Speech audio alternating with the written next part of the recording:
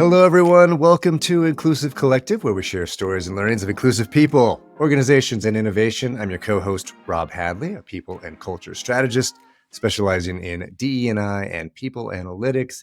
I'm here with my friend, Nadia Jawad, an organizational development and belonging strategist.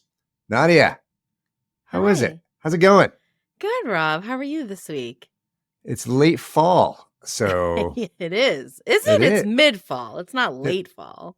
Okay. It's like right in the middle of fall, right in Okay. the dead of fall. Has it Yeah. gotten super duper cold in Boston yet? Yes. I mean, I'm wearing a turtleneck sweater. You're wearing it. Yes, it's cold. You are It was wearing. raining last week. Like, yes, it's cold. The heat's on. Like, yeah. But That it's all is like, that sweater you're wearing is yeah, very Boston. That it is is like very. I it's almost like two sweaters in one because It the is. thing folds over Oh so yeah, the much that it huge. creates a barrier Totally. against the cold. Yeah. Yeah.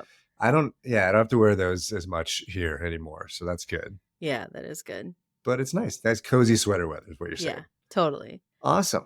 All right. So, Rob, want to know what's going on this week? What is happening this week? So, this week on an Inclusive Collective, we'll be talking to four-time Paralympian Paralympic medalist Ali Jawad about the first ever complete fitness app specifically made for people living with disabilities. We'll also discuss Microsoft's embedding of DE&I into performance reviews and Goldman Sachs diversity decline. And then later, I'll rant about Stephen Miller's America First Legal's Next Target. And Rob, you're going to rave about election day firsts. Okay. Amazing. Yeah. All right. Should we get to the deets? Let's get to the deets. All right. Let's talk about Goldman Sachs, right? And so you mentioned it. According to Bloomberg Equity, Goldman Sachs revealed their list of promotions to managing director. I did not make it this year, but they do this every other year. Mm-hmm. It's a big deal because there are people that inside the firm have the inside track to become partners, make tons of cash. And these people also get access to learning opportunities, leadership development. So apparently this year's class was less diverse than the 2021 class. Only about 2% promoted were Black and about 4% were Latina. Women remained flat from that cycle at about 30%.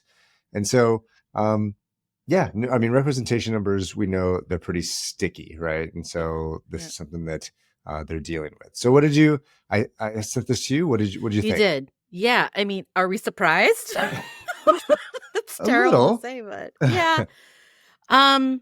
So, just a question. Did some of these people who are not promoted, did they end up leaving or what's their, do we know if there's an exit for them or like, what's the deal?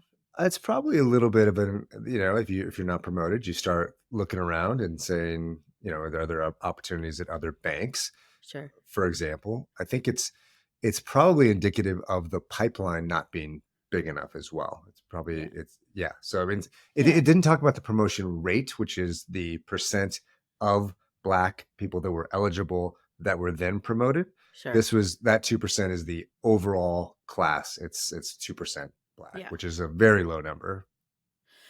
Yeah. So from my perspective, I'll continue to reiterate it that the majority of bias is in interpersonal interactions with people and decision making.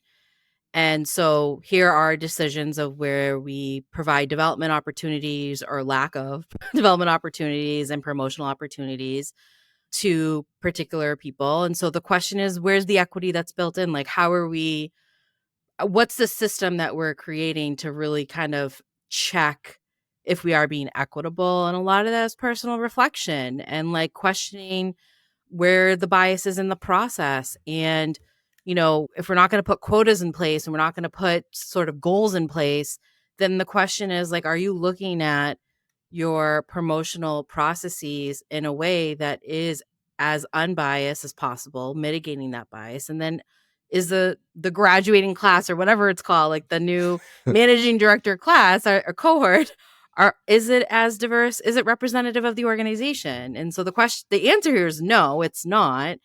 And so it's a little sad to see. I'm not surprised. I mean, we see this often that we recruit people I'm going to put in quotes, diversity Mhm. right? Like we recruit candidates that help us build diverse teams, but we don't put in place the mechanisms to continue to develop them professionally and personally, offer them opportunities for advancement. And that's kind of the struggle because again, decisions have bias in them. And so it's I know this is not a rant, but here we are. That's the show. No, I mean, I think that, yeah, so a lot of good thoughts there. The representation numbers, as I said, are very sticky, right? So a few years ago, if you have a large workforce, it's hard to come back from that, right? Like if you started to be non-diverse and in 2021 you decide I'm going to change what representation looks like in my organization, it's really hard to move the needle over time, right? And Sure. so because like I think a couple of years ago, McKinsey, they calculated it would take Black employees 95 years to reach representational parity at all Okay. levels within private enterprise based on the rates of hiring, promotion, and then Well, retention what within year the are they in organization. right now? Like What's year that? 5? Wait. So you're 2 Takes years into 95 years. Yeah, Yeah. So yeah. so but that was, but that was true in 2020, 2021. Mhm. And, when these companies made their big commitments. And so it's something that they made big commitments and then now they're understanding just how hard it is to do. It's also interesting that these masters of the universe that can figure out anything, right? Mhm. Quantitatively, they Yes. can figure anything out, but this problem is just too Forecasting ability is it's just like too unreal. quantitatively challenging for them to pull off, right? Like so they so yeah, I mean I think that it is interesting. It's not surprising, but it is a little surprising that they didn't get better over 2 years. Yeah, we both I mean, I know I have friends who work at Goldman Sachs, for example. I'm sure you do too. Um, eh, it I actually I will what I'll say about Goldman Sachs is I appreciate the transparency that they offer to people like you and I to kind of scrutinize like their process. At least they're being transparent around their promotional um yeah, outlook. Again, what are I would challenge them and say, like, what are you doing to look into your processes and make sure that the bias is mitigated, that it isn't equitable? And then the fear is like it costs organizations like over the tens of thousands, sometimes like in the hundreds of thousands of dollars to onboard an employee. And so like the risk of you bringing on these employees over time and then you not providing them advancement opportunities, they're going to leave. They are going to be disgruntled. They're going to leave. They're going to seek opportunities somewhere else. So it's really in your best interest as a leader in an organization to like figure out your process, make it as equitable as possible, retain those people and foster that inclusive culture that you're really trying to that I think are within the values that say that Absolutely. exist. Yep, I totally agree. Again, not a rant, but here I am. So I'll go into the next deed here. So to make diversity sustainable and widespread, Microsoft's Chief Diversity Officer, Lindsay Ray McIntyre, explained to Fortune magazine that about 5 years ago, the company took a more structural approach to hold employees accountable to company-wide DEI goals, where all employees must set a diversity-related development goal in their annual performance. Sorry, so like their annual performance Mhm, review. mhm. Internally, it's called the DEI core priority. It's a set of actions based on personal reflections, which I love, and meant to align with and promote the company DEI priorities for that year. And this could be anything from like learning opportunities, nurturing allyship behavior, facilitating critical conversations, or leveraging feedback to understand and improve. I'll pause there. What are some of your thoughts? So we did this at a company that I spent some time with, some version of this, right? Uh-huh. And to some mixed success. I think the the idea is that we need to push down responsibility for implementing diversity, equity, inclusion to at least our middle managers and our frontline managers as well, in order Mhm. to because they can have an outsized impact. And so that is true. It has to go along with the learning for that group to be able to, to have some, uh, you know, your success here would depend on the facility of that manager, frontline or middle manager with DEI to have some impact. So it is an opportunity to engage with that group and have a conversation, talk about why it's important. And you can tell that Microsoft also has some guardrails here on the program that they developed. They let the manager align themselves with the areas of impact. They make sure that there are success measures in place. But I do think that knowing Microsoft, they also take a very thoughtful approach to some things you were just talking about, which is driving equity from the top down, making sure your systems and your processes are in place in order to facilitate some of the things that you're trying to do. So Yeah. it's I think they're probably attacking it from all angles, and so it's just really important that we don't rely upon things like this and managers facilitating these conversations. We build our systems and processes to make sure that we're taking full advantage of the things that they're learning. Yeah, like, it can't be done like, that's it can't be the sole kind of piece into solving for this. For sure. One thing that I found interesting was, like, so Microsoft's taken steps to tie executive compensation to achieving diversity and inclusion goals, and they're doing this by linking metrics to performance reviews and compensation, but, their aim is really to align employee efforts with its broader commitment to DE&I. So it's just interesting. I will say, like, based off of, like, the work that, you and I have been doing for many years now, Microsoft is a pretty mature organization Mm-hmm. in terms of their first, their resources, their budget, I'm sure, over 250,000 employees at the organization. They've probably been working on DE&I for probably over a decade. And so again, when I say mature, like, they've done a lot of this work, they've implemented different solutions and programs. And this is kind of the next step that I would see a good step into understanding how you can promote behavioral change. And this is just a different avenue, right? So like you said, it's not the sole solution to solve for something, but it absolutely is something to consider. And in alignment with that is really understand behaviorally, like a framework that can be leveraged or used to understand in those conversations of performance evaluations, like what's expected of people.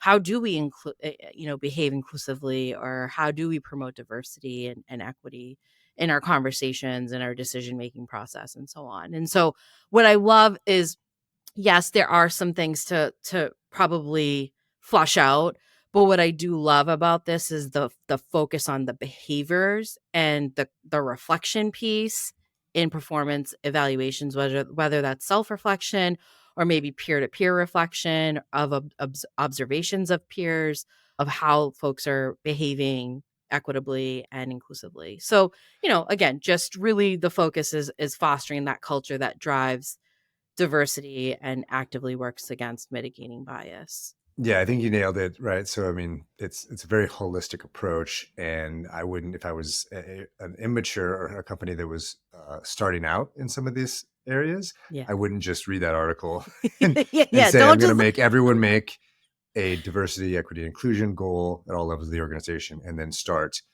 incentivizing yes, leaders and no. and tying their compensation. I think that's something that you get to by having a very well thought out and holistic program in place. Yeah, approach to it. Absolutely.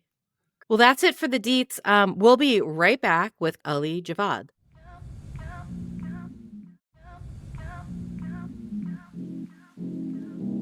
Welcome back, folks. This week on Inclusive Collective, we welcome Ali Jawad. Ali is a 4-time Paralympian powerlifter, Paralympic medalist, and a PhD candidate.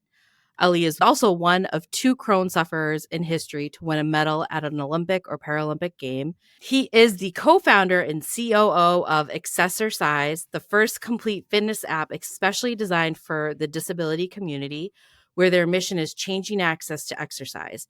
Ali Jawad, welcome to Inclusive Collective. We're so happy to have you here. Thank you for having me on. Thank you.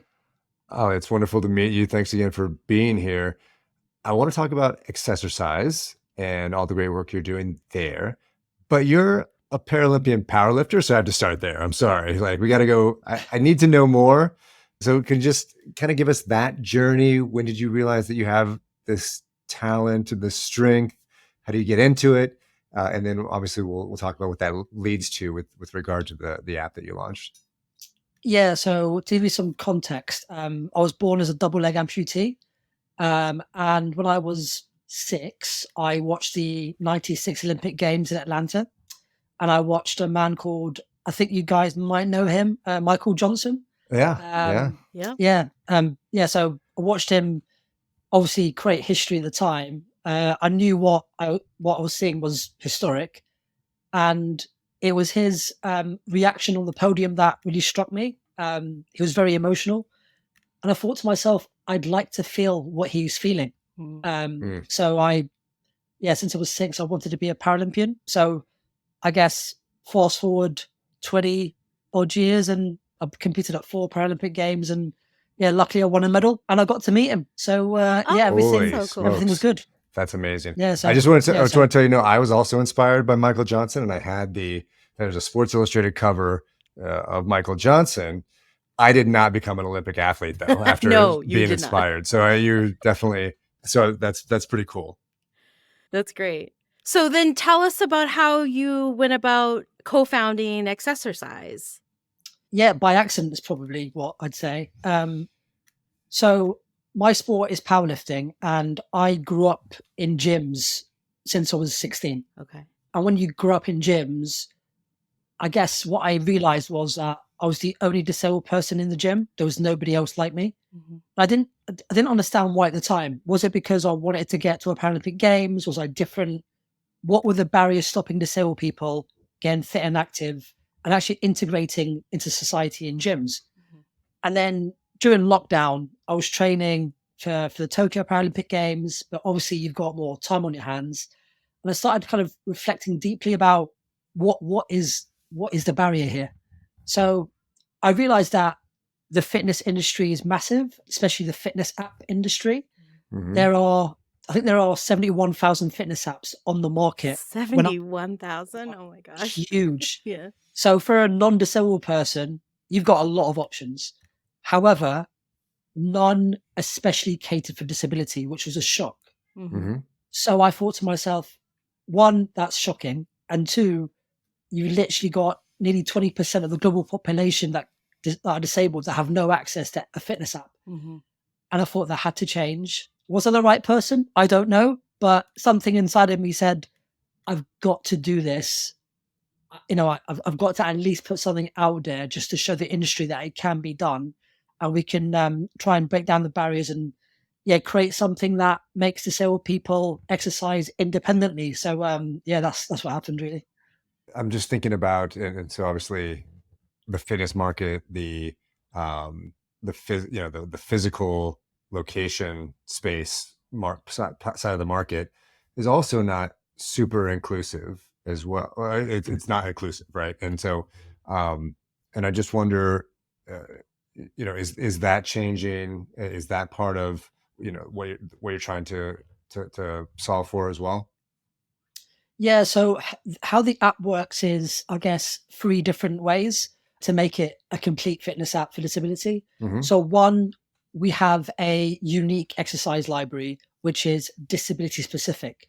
So every video in the library. So for example, as a double leg amputee, I only get shown videos performed by somebody of a double leg amputation.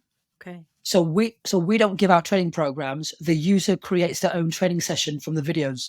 So they're in full control at any time, which makes it incredibly unique.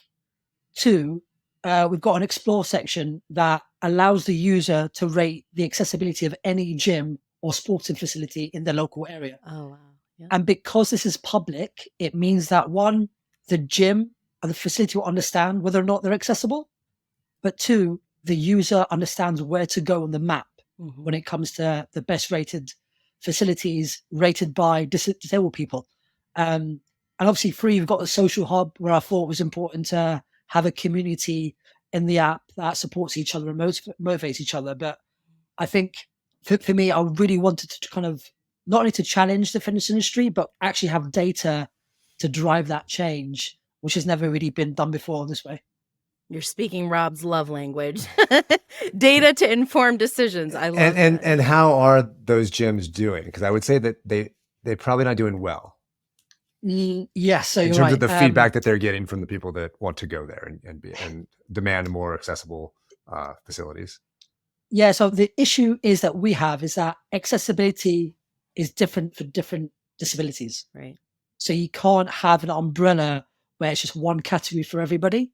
So at the moment, unfortunately, because of we're so young, we've only got one rating system. But in the future, we're going to have impairment specific accessibility criteria based on the user, where they can actually input that data for us when they go to gym. So, for example, a blind person could say, this gym is not accessible because of this reason, or we get a person with a spinal cord injury saying that if they're in a wheelchair, we can't fit through machines or in between machinery. So like eventually we'll get to a point where the explore section becomes very impairment specific, which means that gyms can actually target how to make things accessible. Yeah, again, it's not been done. It's going to be difficult. We understand the challenge. There's no blueprint, but hopefully we are going to make mistakes. But for me, we've just got to do it now. I'm sick and tired of talking about it and having consultations. I think somebody has to step up and just do something. And that's what we're trying to do. That's great, Ali. And I'm just curious. I'm fascinated by your background, and I'm curious like how your background has informed your entrepreneurial journey. And I would imagine, because it sounds like no one else has really tried to do what you're doing. So I'm curious, in this space and in your journey, like, have you faced specific challenges within the startup journey or different startup phases in terms of, designing the app or getting funding, or so like, what are some of the hiccups or challenges that you faced along the way? Loads is probably the answer. So I guess my background is in tech. So I can't code. I'm not a tech engineer. I'm not an entrepreneur by trade. I'm literally an elite athlete. However, the elite athlete landscape it's a bit like startup landscape, where you've got a shared vision of trying to get to the top level, and you have a team around you to try get you there, and you have to try and adapt to anything thrown at you. It's the same in the startup world. When we pitched it to a lot of early investors, they said there's no market, which is crazy. You've got 1.2 billion disabled people and there's no market. Right. The issue we were having was there's no disability fitness data because it's never been collected. But we're trying to say to people, we have the opportunity to create a market that's never been served. Imagine. And I always compare it to the sports supplement industry, where 40 years ago, you had, I think, whey milk as like the first kind of supplement. I think Arnold Schwarzenegger actually like promoted that with Joe Wheeler. But that created a ripple effect where now you've got a sports supplement industry worth billions a year. Somebody has to start a market. And I think we're about to do that. And hopefully, a legacy of loads of other fitness apps out there that cater for disability and actually have some rivals. But that's the dream. Yeah. Of course.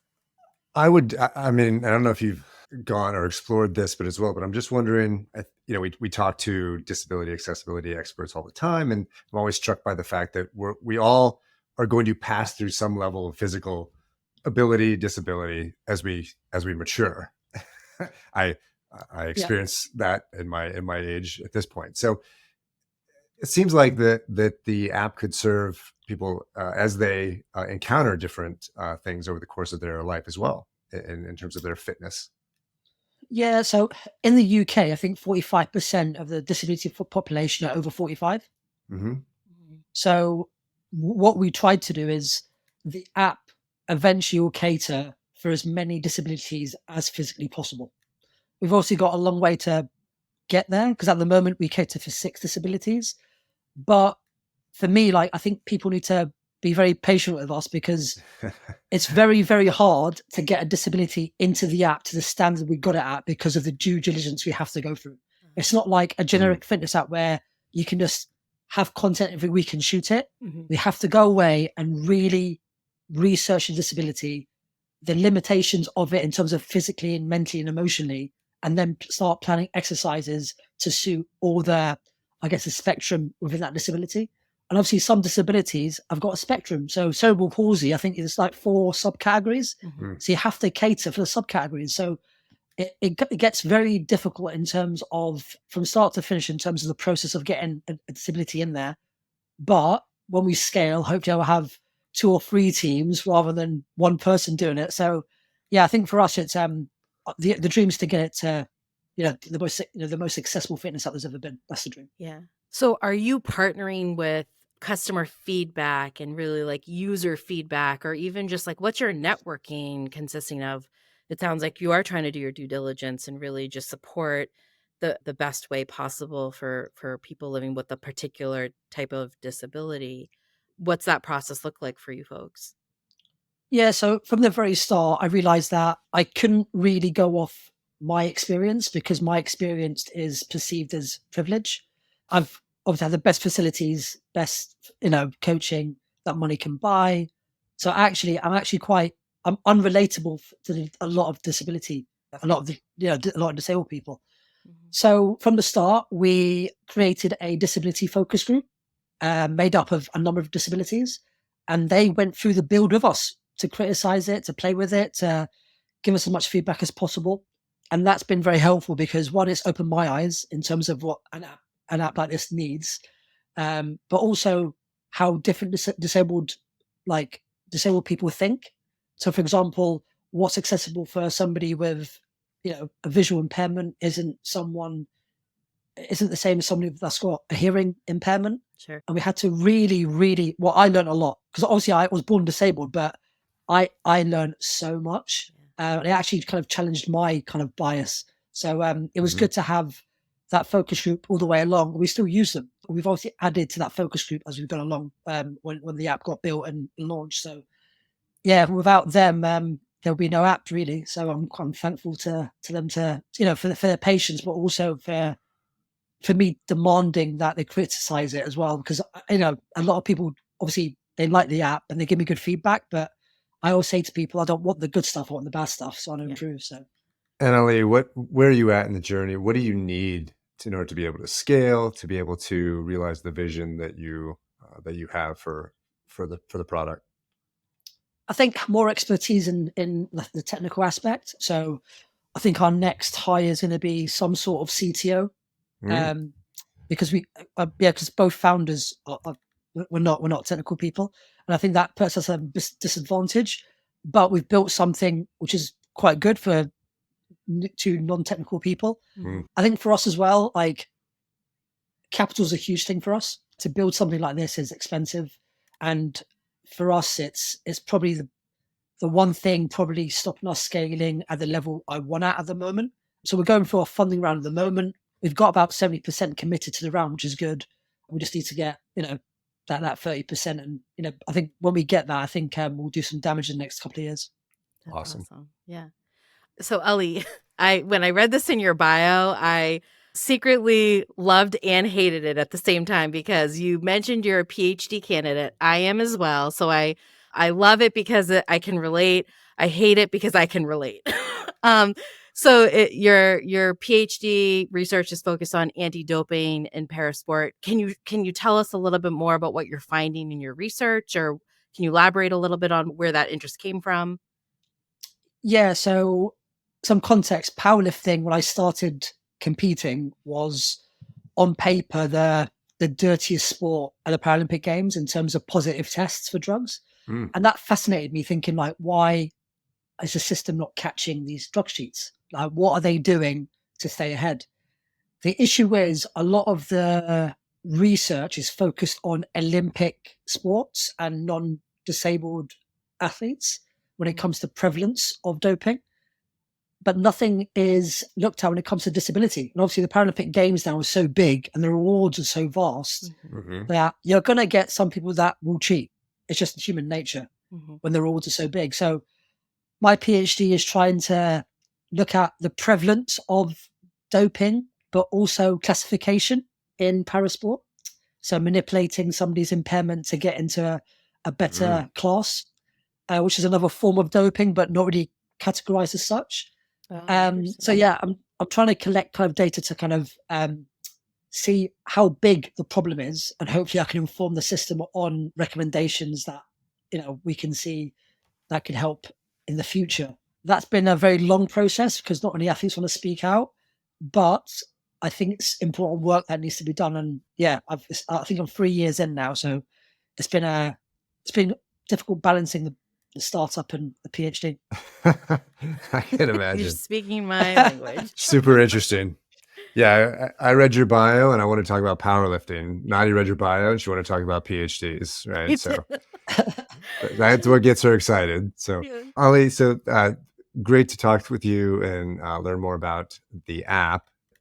What are some things that in terms of resources that our audience should be looking at, either from an accessibility or other? What are some of the things that that you would share as things that are influential for you? It's a good question. I think because I've had to learn so quickly, there are some really good disability startups in the UK that Mm. that have accessibility at the center of it. So, for example, there's an app called Sociability that rates accessible places. When I first saw it, I was like, "Oh, that's a great idea," and it actually kind of relates to our explore section. But they don't do gyms; they only do places.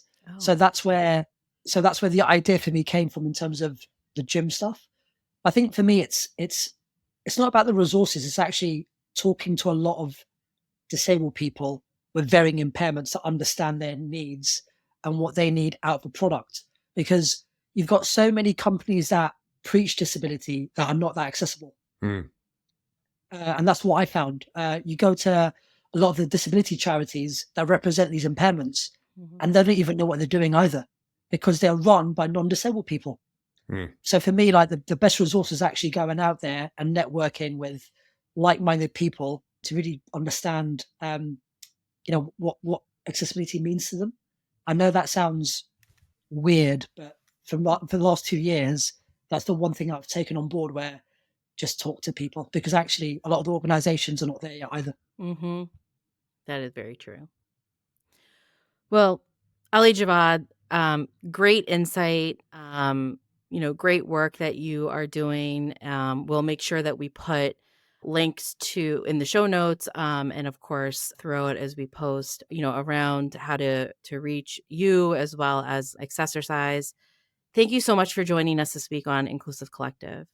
No, pleasure. Thanks for having me on. Stay with us, folks. We'll be right back with our Conv Reflections and Raves and Rants.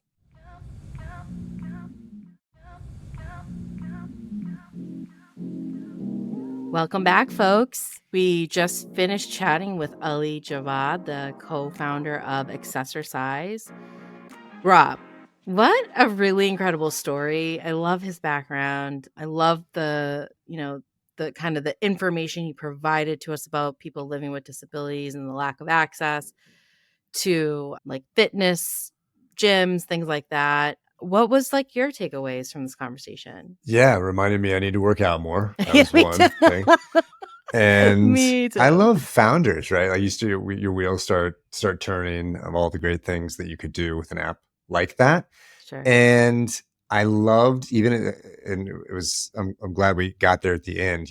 Ali was talking about how even some of the organizations that advocate for folks with disabilities are run by people that don't have those disabilities. And therefore Right. they, sometimes, haven't got it figured out what accessibility means for the folks that they're serving as well. And so that's just a really interesting point. And obviously going through the process of building that app, he's really had to dive deep into what accessibility means for the folks that he's building it for. And so it's just super cool. And, just a really great reminder of digging into and understanding. And we've had other folks that are experts in accessibility as well say the same thing, is that you can learn, but you have to get that perspective from the people dealing with the particular issue or ability issue. Yeah. 70,000 apps, he said, fitness apps. Yeah. I think I And have not all of them. It one hasn't done really anything for focuses me. on. It's wild. So I'm not surprised, but I'm surprised, if that makes sense. So yeah, really great work that he's doing. So yeah, thanks again to Ali for joining us. Okay, Nadia, let's go ahead and rant and rave. What do you got for us? All right. So I'll start with the rant. So NASCAR has been accused of bias against white men and its diversity efforts, according to Bloomberg. I'll just remind folks that NASCAR has one Black driver and only one non-American Mexican driver. And no women cup drivers since 2018. So it's just funny that some people don't see that as a systemic or structural problem in terms of their representation. That's my rant. Yeah. I'm glad you said in their diversity efforts. You started out and you said that NASCAR is discriminates against white men. And I was like, I'm pretty sure it doesn't. I'm pretty sure that white men are No, pretty safe. it's accused of bias against white men. Yeah, and that's that's our diversity friend efforts. Stephen Miller from the America First Legal Fund that Yep. is filing this. And so again, they're just going to keep doing this. And so I did a little bit of a deep dive into the rabbit hole that is Stephen Miller, because I was just like, okay, what kind of person does this, right? Like that spends their entire life trying to figure out how to overturn affirmative action within private enterprises. Yeah. What'd you And find out? there's a big void there. This person has problems, right? So really? Wow. So let's not give him too much airtime unless he wants to come on the show, which I think that would be fun. But it's also like, you would love that. Kind of. It's like, but how close do you want to get to like the void, right? The abyss, right? Do you want to stare into the eyes of the abyss, or do you really just want to kind of move on and enjoy your life? So yeah, I don't have the energy for it. So it's awful. Yeah, definitely check that out when you get a chance. Sure. All right, so some positive stuff. Yeah, we had elections this last week because we're still a democracy as far as I can tell, and for now anyway. I was like, sort of. Yeah, and so few nice things that are happening in Philly, my town. Sherelle Parker was the first woman elected mayor of that great city of brotherly love. I guess it's also sisterly love now. Yeah. St. Louis Park, a suburb of Minneapolis, elected their first Somali American mayor, Nice. Nadia Muhammad. Woo. And yeah, I know. Wichita, Kansas elected their first Asian American mayor, Lily Wu. And in St. Paul, Minnesota, it was in line. All the votes as of this time have not been counted yet, to have an all-women city council, 100%. Wow. 100% women sitting in the city council. So just watch out for St. Paul, Minnesota to rock it to all those like best places to live lists. And then in Virginia, Danica Roem won her race to become the first Virginia and the second ever transgender state senator in the United States. Wow. Okay. Yeah. So we're winning, Nadia. We're winning. Some There's really no good path. news. There's no path forward that isn't inclusive. Just remember that. Yeah. Thank you for sharing that. It's really good to hear some good news. So I appreciate that. All right, folks, that's it for Inclusive Collective. Just a reminder that if you're looking for DE&I and workplace culture strategy consulting, problem solving, or training, you can reach me at nadia@nasconsultants.com. And you can reach Rob at takanoconsulting.com. Inclusive Collective is a production of Rifelion Media and edited by Ari Mathay. We would love to hear from you, so please send us your feedback at inclusivecollective@rifelion.com. You can find us on LinkedIn, YouTube, Instagram, Facebook, and TikTok. And, be sure to follow us on LinkedIn so you can subscribe to our Inclusive Collective newsletter. If you like what you heard, please be sure to subscribe and rate us. We love 5 stars, so please do that wherever you get your podcasts today. Thank you again to Ali Jawad. We will be back next week. Be well.